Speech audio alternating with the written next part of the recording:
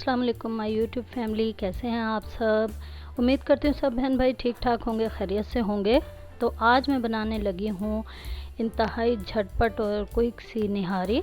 ये निहारी के लवाजमात आप देखें, यम्मी से मैं प्याज ब्राउन किया है, हरी मिर्च, अदरक, लीमू काट के प्यारी सी एक प्लेट पहले से सजा कर रखें। और उसके बाद मैंने ऑयल में बीफ डाला है। बीफ था मेरे पास आधा किलो, उसको मैंने प्याज और लहसुन अदरक डालकर 2 गिलास पानी डालकर पहले से प्रेशर कुकर में मैंने उसे गला लिया था। और फिर ऑयल में अच्छे से फ्राई करके मैंने 1 चम्मच और इसमें पिसा हुआ लहसुन अदरक शामिल किया है और अच्छे से इसकी भुनाई कर ली। भूनते जाएं भूनते जाएं भूनते जाएं, बीफ की अच्छे से भुनाई कर लें। थोड़ा सा सिरका शामिल करें कि हदीस पाक है कि जिस खाने में सिरका इस्तेमाल किया जाए उस खाने का हिसाब नहीं देना पड़ेगा। तो इसलिए हमारा ईमान है बहैसियत मुसलमान के सिरके को अपने खाने में लाजमी शामिल किया करें। अच्छा जी, गोश्त को अच्छी तरह से भूनने के बाद मैंने स्टार्ट में जो 1 प्याली दही ली थी वो दही मैंने इसमें डाल दी है और दही को शामिल करके फिर अच्छे से आप इसको भूनते जाएं। दही का पानी खुश्क हो जाए और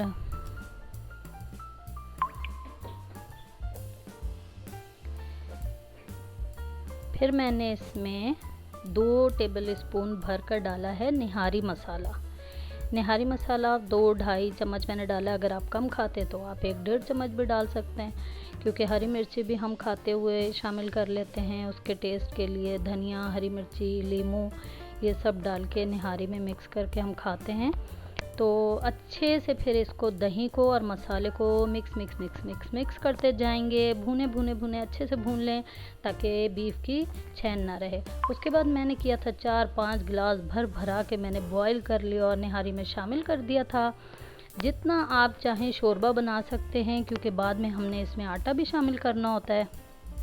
इस वजह से जब अच्छे से पानी बॉयल हो जाए तो फिर 1 प्याली में थोड़ा सा कटोरी में आप पानी ले लें और 2 चम्मच 4-5 चम्मच जितना भी आपका गोश्त हो उसके हिसाब से आप उसमें आटा शामिल करें। रेगुलर आटा जिसके हम डेली बेसिस पर रोटी बनाकर खाते हैं वही आटा हमें निहारी में शामिल करना है।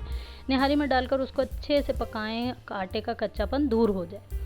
बस इसके बाद जब अच्छी तरह से निहारी पक कर गाढ़ी हो जाएगी कि आपको लगे कि इतना ठीक है शोरबा, उस हिसाब से आप उसे पका लें और मज़ेदार से अदरक, लीमू और धनिया के साथ आप उसे तनावुल फरमाएं। मुझे ज़रूर बताइएगा आपको मेरी इजी और झटपट सी रेसिपी कैसी लगी। मुझे अपनी दुआ में याद रखिएगा। Thanks for watching. अल्लाह हाफिज़।